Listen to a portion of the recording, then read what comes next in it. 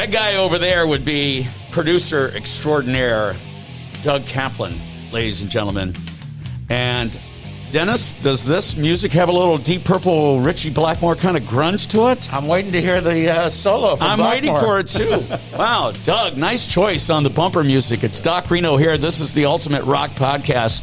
Let me tell you what you can expect and why the legend Denny Somack and I decided to put this thing together, okay? And why this podcast is going to be different from all the others. I've been on the radio most of my life. And I'm a big fan of rock and roll, and I do rock radio for iHeartRadio all across the country.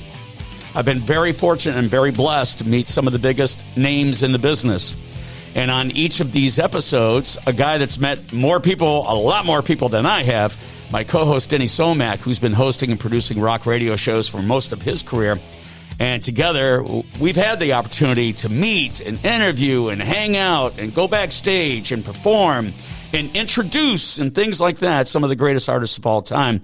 And unlike other podcasts and programs, we're going to present the story. So basically, we'll do the setup, and then you'll hear the audio clips that Denny has of the artists actually speaking firsthand, which is so legendary about this podcast. Yeah. And we're just getting this started. So we thought with this second podcast that we're doing that we would just give you like a smorgasbord, if you will, just a ton of different things that just to kind of show you what we are capable of putting together. What tricks are in our bag. Exactly, since I used the Halloween reference. So without further ado, I think we should just jump into this. We have a lot of great topics that we want to share. Normally we will do like 1 or 2 or 3 at the most, but today we're going to do probably 4 or 5. And I'm going to turn things over to Denny because we're going to talk about a band that we both love big time, and that would be Pink Floyd. Well, Doc, I wanted to start talking about Pink Floyd because we both love the Floyd. They started out in '65 in London and became one of the most successful and influential bands in music. We don't have to go in what their achievements are. People know. Most of you are familiar with Dark Side of the Moon, Wish You Were Here, of course, The Wall. The band had a bit of a creative difference, and that resulted in Richard Wright leaving in 1980, and then a couple of years after, Roger Waters departed. Now, as we all know, David Gilmour and Nick Mason picked up the mantle, decided to continue Pink Floyd in 1987, and they released a momentary lapse of reason and went on a major world tour, and they followed it up with the Division Bell, and et cetera, et cetera. And we all loved it and thought that at some time, maybe Waters will rejoin, but of course, it never did happen. And then 2005 came by.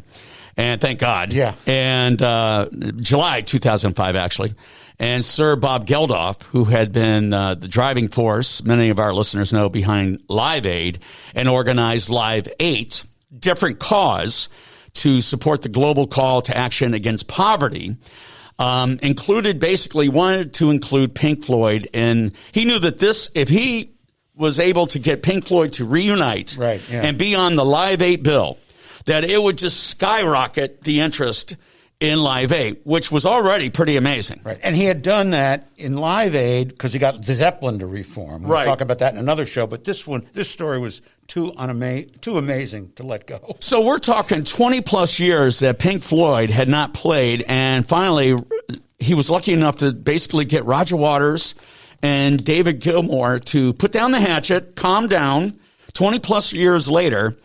And wasn't there a story about there was one didn't have the other's cell phone number or something like that? Just let Bob tell the story. All right, good. So that's a amazing story that we're going to hear now from Bob Gelfdof talking about how basically he was able to get Roger Waters and David Gilmour together to perform, and it's the last time they've performed at the Live 8 show back in July of 2005.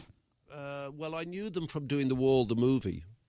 And not my cup of tea, that sort of music, until sort of very late in the day when I suddenly decided I'd go along with the rest of the entire planet and sort of reluctantly agree that maybe they were one of the great bands and Dark Side of the Moon is one of the classic 4 pillars of rock and roll or something. Floyd without Gilmour doesn't really have soul, and Gilmour actually is one of the top 5, would you say?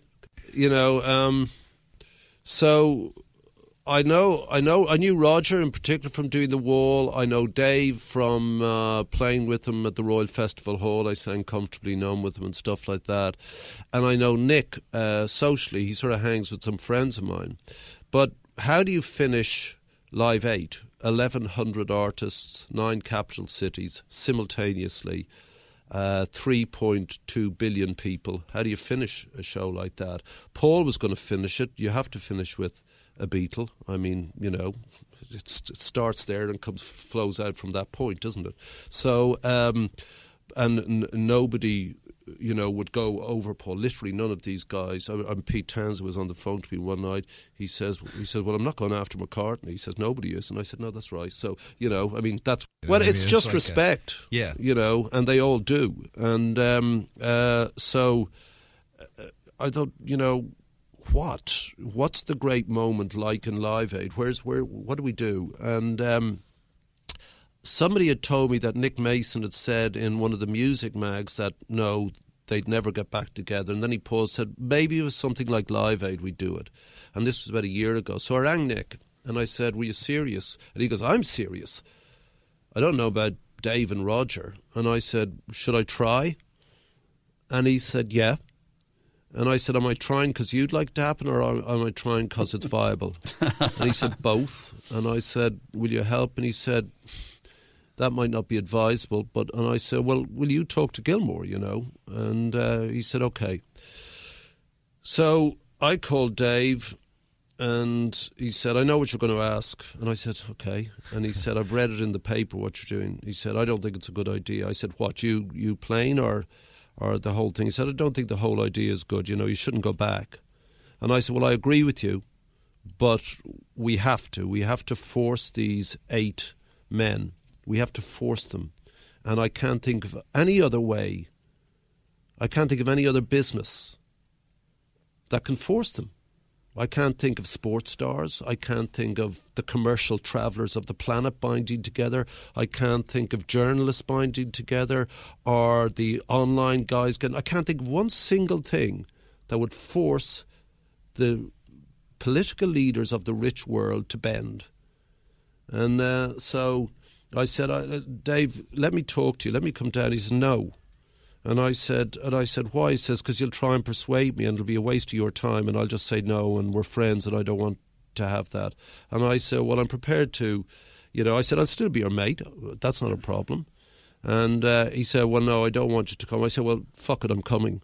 So, and he said, well, you know, and I said, no, now I'm coming. I'm leaving the house and I'm going to Victoria Station. I love it. So I get to Croydon East, which is a dump. That's where Kate Moss comes from. You know, one thinks it's glamorous, you know. Ouch. And I get a phone call. He says, get off the train. I'm not coming to meet you. And I said, I'm in Croydon East. I'm not getting off here, you know. I mean, you get killed. And so I said, I'm not getting off. I said, meet me at the station. So he pulls up. And I get there, and he's sort of silent and talking about the weather and English things. And we get to his farmhouse, and we go into the kitchen, we have a mug of tea, and I lay out my stall. And he lays out his, and he ain't going to do it. And he said, look, Bob, everything you say is right, which was you never said goodbye to the fans, hundreds of millions of them. I said, all these years later, does that matter? I'd imagine it matters more now than it did then. And I said, I don't think they really understand why it happened. I said, it's not their business maybe, but you do owe. I said, you do owe them this life with this great house. And I said, and you do owe them because they got the music which allowed you to breathe. And I said, so far be it from me to tell you your business. And I said, frankly, you're too old for this nonsense. I said, you and Roger, we're just too old for this stuff. Just grow up. Really? And he goes, well, you know, and then I went to the political thing. If the Floyd gets together, then everyone who bought Dark Side and The Wall and Wish You Were Here and, you know, Piper at the Gates, all those people are going to watch. Because rock and roll is the lingua franca, not English. You just listen to that. You don't have to understand a word. You get it. And he said, well, no, I'm not. And Polly, his wife, was leaning against the Aga cooker. And she said, I think you're being hard on Bob. And he said, because I keep trying to tell him I don't want to do this. And I said, I hear you, Dave. I just don't hear the reason. It's not enough. And he goes, well, kind of what part of no don't you understand? So I said, well, I haven't heard no. Drive me to the station and think about it. He was going away for 10 days. I get to the station, I go home, I write this letter, 4 pages. Wow. And I said, I refuse your no, was the opening line. And I went through why. Next minute, Waters calls me. Now, Waters I knew from doing the movie The Wall, and he said, what did Dave say? And he said no. He said, bloody hell. So he said, should I speak to him? And I said, well, you should anyway. I said, this is really ridiculous. It and is. He said, what's his number? So I'm giving Roger Waters Dave Gilmour's number. So I hear nothing. That's incredible. Yeah. Nick calls me and says, did you write the letter? I said, yeah. Okay. Did he get it? I said, I don't know. He says, so that's it. Next minute, there's a call 2 weeks later. He goes, all right, I'll do it. No, this is Gilmour. I said, is that the aging and bald David Gilmour speak to me? He goes, yes. And I said, you're a great man. And that was it. That's an incredible story. It really is. I love that one. Denny, I don't know if you can answer this or not, but I mean, between David Gilmour and Roger Waters, who's the hard ass? Is it Gilmour? It sounds like it is. Yeah, but you got to remember, Waters is a founding member along with, the other three and Sid. Right, Sid Barrett. Yeah, Sid Barrett. And then they were a 5-piece for a while because Gilmour came in. Right. So he is sort of a founding, but he's not one of the original 4. Right. But you can't think of Pink Floyd without Gilmour. So that's sort of how he fits in. And Roger's the leader of the band. Now, that changed, obviously, over the years. In the last 20 years they were together. Yeah, Gilmour brings in a different dynamic there. Yeah. That is an incredible story. We are going to change gears now and give you another story. I want to talk about, we've talked about this, when you and I are just having a cup of coffee or a beer, the fact that Cream is in the news today, and these days, I should say, because their record company has just released a 4-CD package of their Goodbye Tour Live 1968. It's an expanded edition and the first authorized release of 4 complete 1968 concerts, which was really their wheelhouse. Yeah. I mean, that was, an epic time, a historic collection. 36 tracks, but 19 of them have not been released until now, which is what makes it really, really special. And we want to discuss Cream in another podcast, but just to give you a little taste today, we want to talk about this legendary rock supergroup, the first ever, in my opinion, Jack Bruce, Ginger Baker, and, of course, Slowhand Eric Clapton. So, Denny, what do we have on Cream today? Okay, well, Doc, Cream got going after the legendary Ahmet Ertegun, the chairman of Atlantic Records, legendary founder of that label, of course, was in London. And you know what?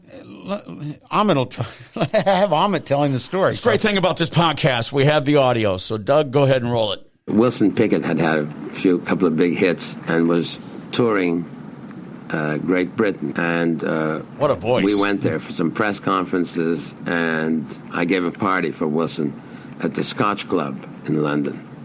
There were a lot of press people and disc jockeys. I mean, it was all the music business people there. And at one point, we were having a drink, and I was facing away from the band, and there'd been some little band playing up in this club, and then they had like a group of other people went up and were just jamming. And I had my back to the bandstand, so I suddenly heard this blues guitar player.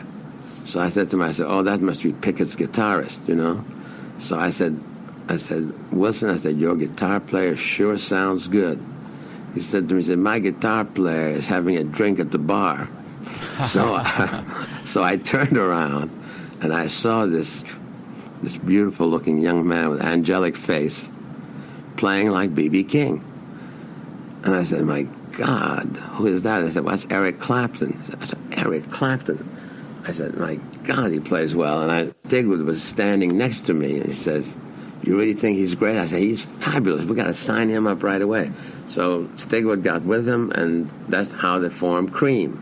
That's an amazing story. Yeah, by the way, he was with a guy named Robert Stigwood, who we all know later, the manager, at the time, managing Cream and the Bee Gees. And just as a side note, Stigwood said to him, well, my other band, the